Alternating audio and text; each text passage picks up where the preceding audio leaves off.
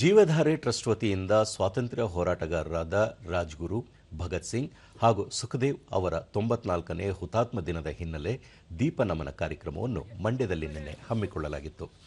ಬಜರಂಗ ಸೇವಾ ದಳದ ಅಧ್ಯಕ್ಷರಾದ ಮಂಜುನಾಥ್ ಹಾಗೂ ಜೈ ಕರ್ನಾಟಕ ಸಂಘಟನೆ ಅಧ್ಯಕ್ಷರಾದ ಯೋಗಣ್ಣ ಅವರು ಸ್ವಾತಂತ್ರ್ಯ ಸೇನಾನಿಗಳ ಭಾವಚಿತ್ರಕ್ಕೆ ಪುಷ್ಪನಮನ ಸಲ್ಲಿಸಿದರು.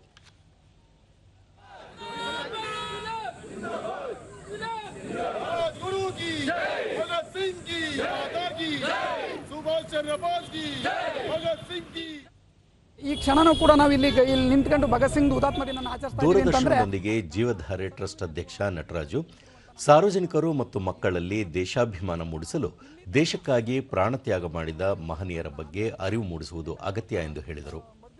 ಇಲ್ಲಿ ತನಕ ಯೋಧರು ಕೂಡ ಮಾಡಿರುವಂತವರಿಗೆ ನಾವು ಈ ದಿನ ಮೌನಾಚರಣೆ ಮುಖಾಂತರ ಸಲ್ಲಿಸಿ ಅವರಿಗೆ ಹುತಾತ್ಮ ದಿನನ ಅರ್ಪಿಸ್ತಾ ಈ ಕಾರ್ಯಕ್ರಮನ ಅರ್ಪಿಸ್ತೀವಿ. ಮಂಡ್ಯ ಪಶ್ಚಿಮ ಪೊಲೀಸ್ ಠಾಣೆ ಪಿಎಸ್ಐ ಸುನಿಲ್ ಕುಮಾರ್ ದೇಶದ ಸ್ವಾತಂತ್ರ್ಯಕ್ಕಾಗಿ ಬಲಿದಾನ ನೀಡಿದವರ ಬಗ್ಗೆ ಭವಿಷ್ಯದ ಪೀಳಿಗೆಗೆ ಮಾಹಿತಿ ನೀಡುವ ಕೆಲಸವಾಗಬೇಕು ಎಂದು ತಿಳಿಸಿದರು. ಎಲ್ಲರಲ್ಲೂ ಆ ಒಂದು ಪ್ರೀತಿ ವಾತ್ಸಲ್ಯ ಬೆಳೆಯಲಿ, ಎಲ್ಲರಿರುವಂತಹ ಕ್ರೌರ್ಯ, ಅಸೂಹೆ, ದ್ವೇಷ ಎಲ್ಲ ಕಡಿಮೆಯಾಗಿ ಸಮಾಜದಲ್ಲಿ ಶಾಂತಿ ನೆಲೆಸಲಿ ಅಂತ ಈ ಮೂಲಕ ನಾನು ಒಂದು ಎಲ್ಲರಲ್ಲಿ ವಿನಂತಿ ಮಾಡ್ಕೋತೀನಿ. ಬಜರಂಗ ಸೇನಾ ದಳದ ಅಧ್ಯಕ್ಷ ಮಂಜುನಾಥ್ ಭಗತ್ ಸಿಂಗ್ ಅವರಂತಹ ದೇಶ ಪ್ರೇಮಿಯ ಕುರಿತು ಪ್ರತಿಯೊಬ್ಬರಲ್ಲೂ ಅರಿವು ಮೂಡಿಸಬೇಕಿದೆ ಎಂದು ಹೇಳಿದರು.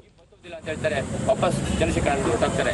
ಇಂತಹ ಪ್ರಾತಸ್ಮರಣೀಯ ಭಗತ್ ಸಿಂಗ್ ಅವರ ಈ ಒಂದು ಕಾರ್ಯಕ್ರಮವನ್ನು ಮಾಡ್ತಿರುವಂಥ ಜೀವಧಾರೆ ಟ್ರಸ್ಟ್ಗೆ ಎಲ್ಲ ಸ್ನೇಹಿತರಿಗೆ ಭಗವಂತ ಒಳ್ಳೆಯದನ್ನು ಮಾಡಲಿ.